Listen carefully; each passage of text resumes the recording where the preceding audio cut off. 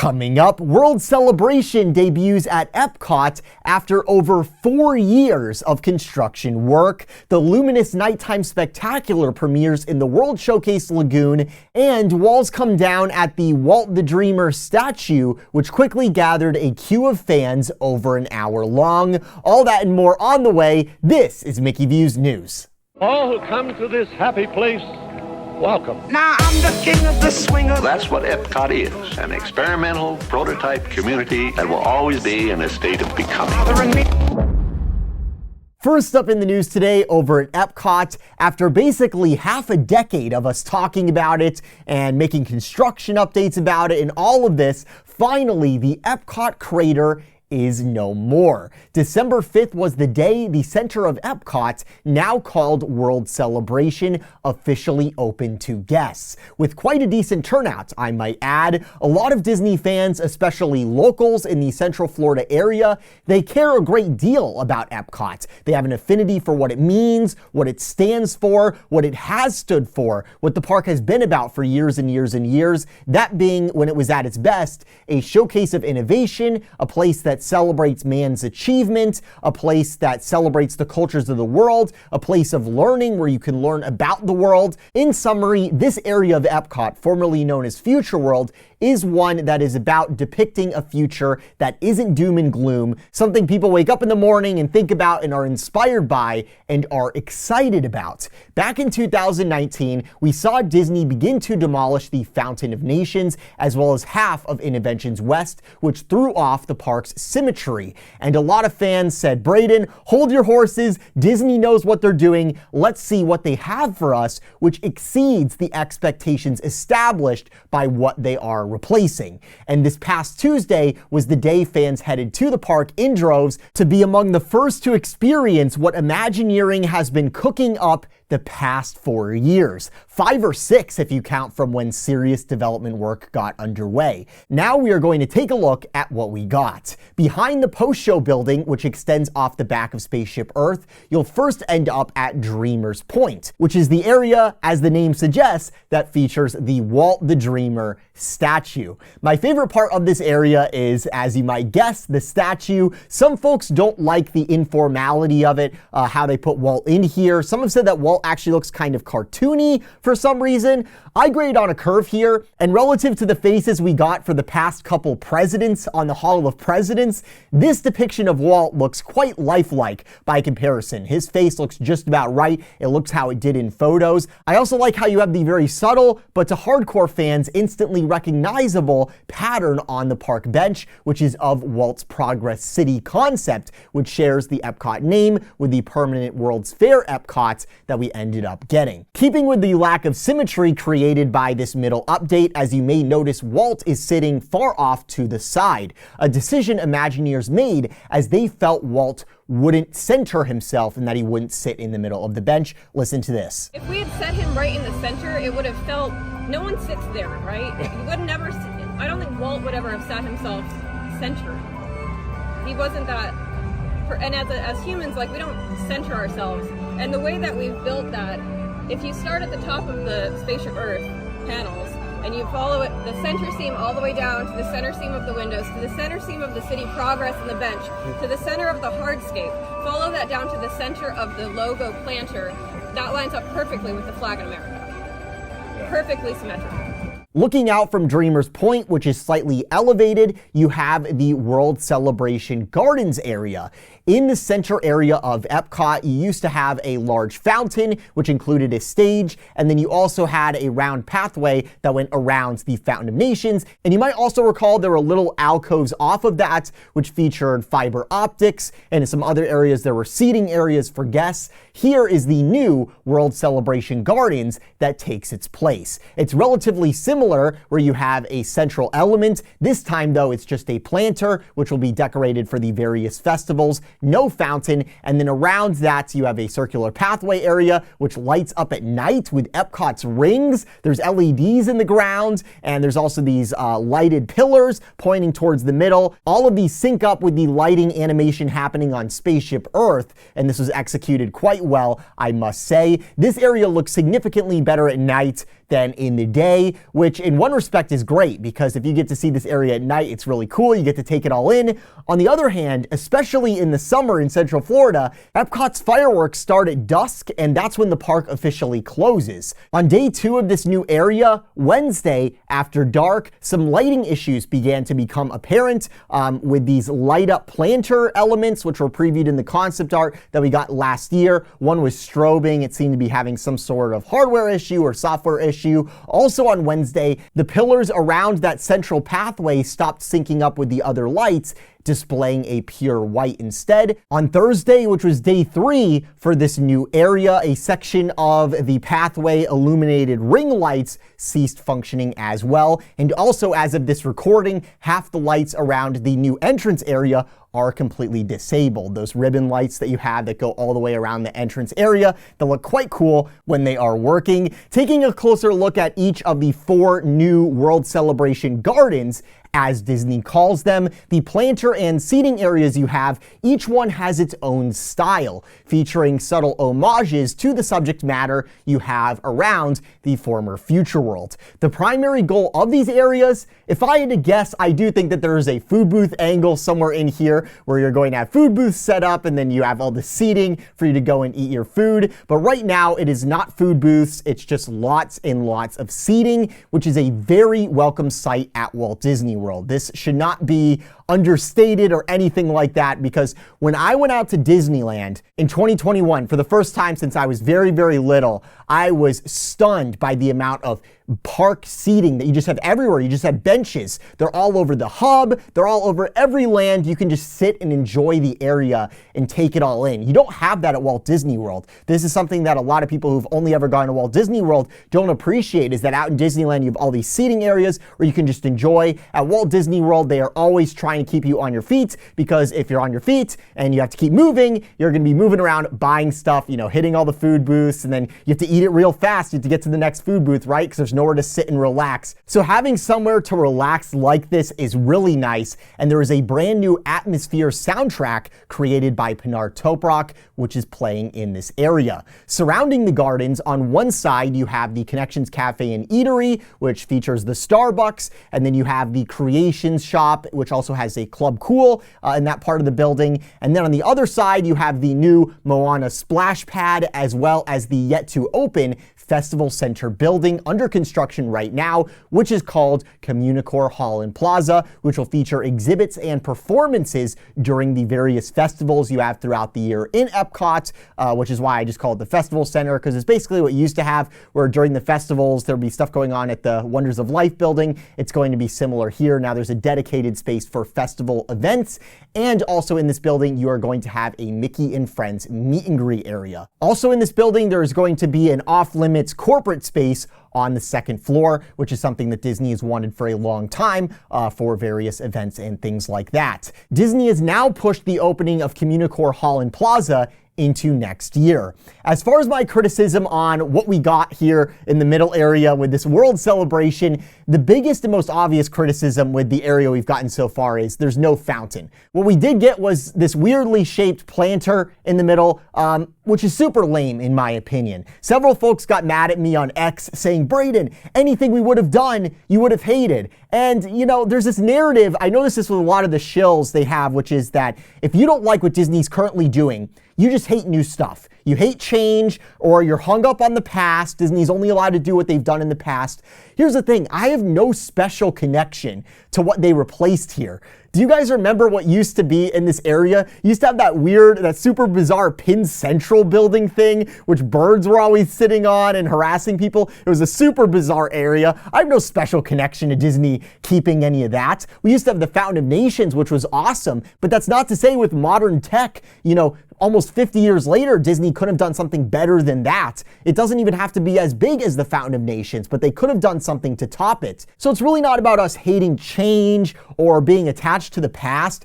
Epcot is all about change, and it's my favorite park. It's simply that when Disney destroys something like the Fountain of Nations, they need to meet or exceed the expectations of the thing that they are replacing, with the new thing that they add. None of us complained when Disney turned Camp Mini Mickey at Disney's Animal Kingdom into Pandora. Obviously, that was a major improvement and a major step up in our expectations for that area. None of us complained when a backstage area turned into Ratatouille at the France Pavilion. Those are examples of obvious pluses where they exceeded our expectations for those respective areas. The issue is when they tear down state-of-the-art stuff like the Fountain of Nations because they were too lazy and too cheap to pay for in-house talented labor to maintain this proprietary system, and in return we got a planter that took 4 years to create. It's just simply not impressive. It is not ideal. At one point they had plans for that elevated building and doing a small fountain in this area, as you might recall, and a small fountain, it might have actually been cooler than the giant Fountain of Nations, where it could have been a more intimate area, a more intimate center area, and there's all this seating right around it. Imagine this EPCOT logo at night, but the EPCOT logo is a fountain in the middle. It would have added so much kineticism to this area. It would have made it feel alive. It was such an obvious thing to do, but Disney is cheap. They budget cut this project quite severely, and we ended up getting a lot of these static planters. There's really nothing going on in this area that isn't static. And I don't want to drag on too long on what's going on in the middle of EPCOT here, because honestly, I kind of feel like this is a bit of a troll. Like they want, EPCOT fans to be like, this is terrible, blah, blah, blah, blah. Like it seems like they're trying to subvert our expectations. It's all asymmetrical. It's all sort of strange and weird. Who knows what they're thinking here, man? There's lots of places I could go with my criticism here if I cared to. There's these light poles in one of the gardens with these bizarre bases that looks like a kid made them. Like when a kid's on a beach and he makes something out of sand. And these things are sticking out into the pathway. One fan sat there on opening day and counted an average of 5 trips per hour. That's how many guests were tripping on these. You may notice this whole area looks like a business park or an apartment complex park or maybe an upscale shopping center. For those who have been to Southern California, this whole area is very Irvine-esque. It's an area in California where the shopping centers, they all have this wood slat style where there's these tall light poles. It's just very clear that it's not the Imagineers from Pandora or New Fantasyland that are leading this. This project, many of the creatives involved were outside hires from corporate real estate, which is very clear here looking at it. And I'm not speculating on that. We have friends who worked on this and they aren't ecstatic about how it turned out either. They say, it was budget cut a lot. We didn't have a lot to work with. There was a lot planned here that we never ended up getting. And you can very much tell that this whole area was designed by folks out in LA, not just because it looks like where they live, but also it's evidenced by the fact that they removed a giant climate-controlled building in Central Florida and they replaced it with more outdoor stuff. Which was probably not the way to go there. All that being said, I think at night this area looks very cool. I've heard in person it's a lot better, and I'm very glad Disney didn't go with an IP route here with this middle area, which they absolutely could have. That's something that we can be thankful for, that they tried to at least keep it EPCOT themed. But I think the business park design style, which is very standard, I feel like I've seen this exact sort of design at every new Chipotle and Starbucks for years. There's nothing wrong with Imagineers taking from modern design trends, especially for somewhere that's supposed to be modern and futuristic like EPCOT, but I think they could have gone with something more futuristic and taken greater risk with the design here, in my opinion. Let me know what you guys think. Very much like Galaxy's Edge, it's just missing some kineticism. I think that's the main thing. It needs a fountain in the middle. That would be my major recommendation there. And if you want to go further than that, I think there's also the argument that instead of subverting our expectations, they could have gone with what they did with the entrance, which is just simply go back to how it was originally at EPCOT. Originally, the center area of EPCOT, it had the fountain kinetics, it had the giant palm trees. There used to be a ton of palm trees in that middle area, which provided tons of shade. They don't have to do exactly what they did before. I want to get that message across. But if you don't have something better, some better idea, something that improves that,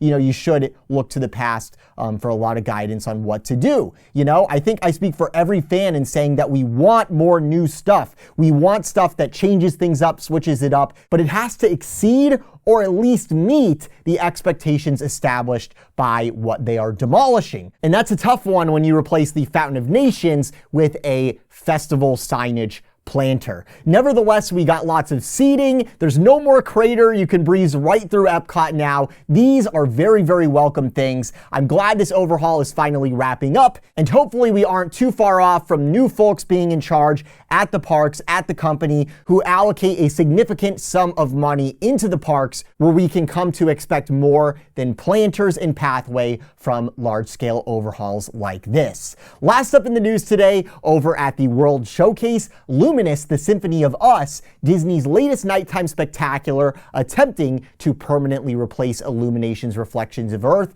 premiered on December 5th. And for all the people who, say, Brayden, you're so negative, I might have a surprising take for you guys on this.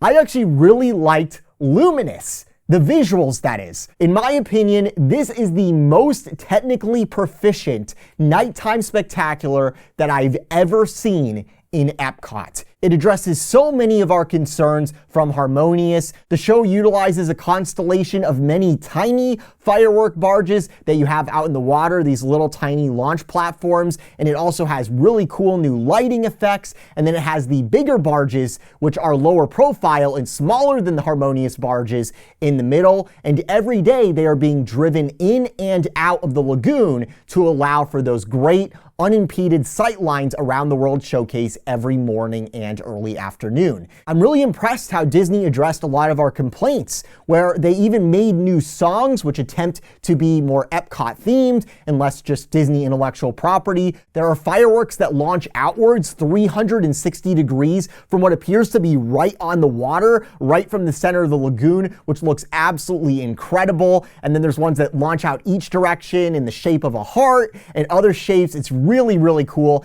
And you can view this from anywhere. You'll recall with Harmonious, it only looked right if you were standing in the port of entry. That one area in the front, that was the only place that it looked the way it was supposed to. And even with Illumination's Reflections of Earth, which you probably know I'm a big fan of, there were whole areas around the lagoon where you couldn't even see the globe, the main showpiece, because there were islands blocking your view, or it was just super far away and you couldn't see the screens on it or anything like that. None of these issues are present with Luminous. The lighting technology is really, really cool. All of these factors I just listed make it the most technically proficient nighttime spectacular I've seen in Epcot to date. Could Disney have done more visually? Perhaps. They could have brought back the kites, which were my favorite from Epcot Forever, its original iteration. Those were so awesome. They could have done fire. Fire felt like it was missing from the show a little bit. Illuminations had that incredible Inferno barge, as you might recall, but those are nitpicks, and I think the infrastructure for this new show is top-notch, and Disney finally did exactly what we wanted: make a show that we can watch from anywhere with infrastructure that can easily be moved backstage into the backstage marina so that we can enjoy the World Showcase sightlines throughout the day. Now, with that being said, I am not saying that I am in love with this show as a whole, and that's because the audio is not the best. It's pretty subpar in my opinion. The show is a very choppy clip show, which does not flow like Disney's other clip shows they have, the pinnacle of which I think many would agree is Happily Ever After at the Magic Kingdom. This show starts off with an original song, and then it plays through covers of many Disney songs, several of which are already a big part of Happily Ever After at the Magic Kingdom. And each one of these songs, these Disney IP song selections that they have, it is segmented by a narration, which some fans call a lecture, which basically tells you what message you're supposed to take away from the next song selection, what you're supposed to take away from each segment of the show. And I think that's what makes the show feel quite choppy and sort of dumbed down and a bit hollow. With the previous shows, Epcot Forever, Harmonious, and Illumination, all of those shared a distinct characteristic, which was that they all had segments which had a meaning and a message, but they were conveyed without literally explaining it to the audience in real time, which meant some guests, they could just zone out and enjoy the show, enjoy the vibe, and others, hardcore fans, they could really dig into the lore and understand what's going on, why Disney made the choices they did with these shows, what's the significance of each part of the show. Some folks are accusing Disney of using AI for this narration in the show because of its very generic and tropey writing style. With all that being said, the ending narration, the ending in general, the whole show, the audio, the visuals, it is really, really strong in this show. Very much unlike EPCOT Forever. I was a big fan of EPCOT Forever, but that one had a very lame ending thanks to Chapek, who wanted to put a whole new world at the end.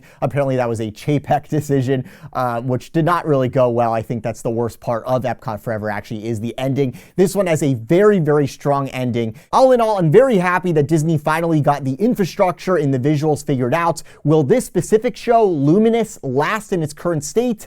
I'm pretty skeptical on that. I lean towards no. And what's very special about the dynamic we have in the World Showcase Lagoon right now is Disney keeps making these nighttime shows which try to top Illuminations. And until one performs as well as Illuminations Reflections of Earth did in terms of keeping guests in the park till close, filling up those restaurants, dining reservation volume, Disney is financially obligated to keep reinvesting, keep redoing the show, keep optimizing the spectacular in the lagoon until it hits Illuminations performance numbers. And I'll tell you guys, we know folks who have worked on this who told me directly that the ghost of Illuminations looms over this new project, over these new shows that they've been doing. And you'll recall we said many years ago, many moons ago, why not just upgrade the tech on Illuminations Reflections of Earth? The soundtrack is so iconic. This show is so universally loved. It's one of the longest running shows that they have. Why mess with perfection? You know, there were things that people did not like about Illuminations. You had that globe, which from many areas was very tiny. Disney didn't like that they were working with this ancient infrastructure that was still running on Windows 95. All this could have been solved with new technology.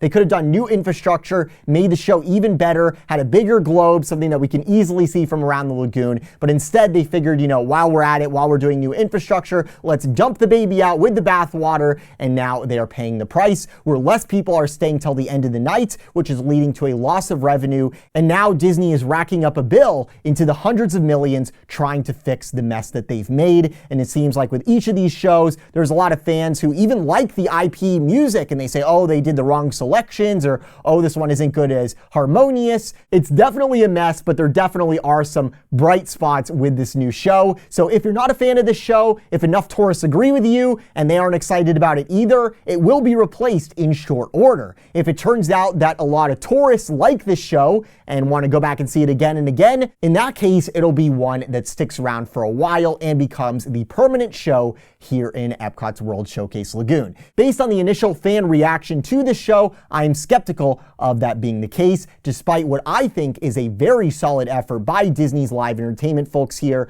to make a show that addresses a lot of our concerns. On the technical end, I think this show is great. I think it's the creative, which is what's dragging in this case. Head over to EPCOT and check out these new changes for yourself and let me know what you thought if you already have. That's the latest news in the world of Disney today. Be sure to subscribe with those notifications on to stay on top of the latest happening. There's a lot happening right now with the Iger Elon stuff. We've got the proxy war season approaching, which should be pretty exciting and pretty spicy. Who doesn't like some good content to talk about, right? Also, as you're seeing here, be sure to check out the Mickey Views store. We are taking last calls for Christmas gifts, Christmas orders. Use code GRAND at checkout for 10% off your entire order. Thank you all so much for watching. From the Mickey Views Magic Studio, this is Brayden. I'll talk to you very soon. Have a magical day.